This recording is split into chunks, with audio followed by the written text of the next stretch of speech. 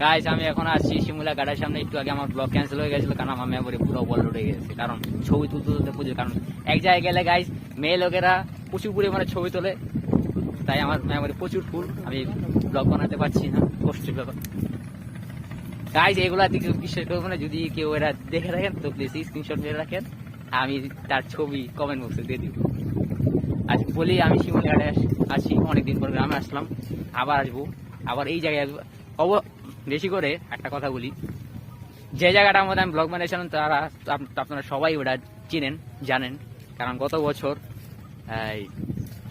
ওইটা এমন নাই বলি, মানে পরে না, ওটা আপনাদের সামনে বলবো 17 আগস্ট। আশা করি করতে পারবো যদি উপরওয়ালা ইচ্ছা থাকে, যদি দীপ্তি শেষ হয়ে থাকে। এইসব কথা কেউ কান দিবেন না, এইসব মানুষের কার কেউ কথা কান দিবেন। গাইস অবশ্য এখন সন্ধ্যা হয়ে গেছে, তার গার্লফ্রেন্ডের কাছে যেতে হবে দীপ্তি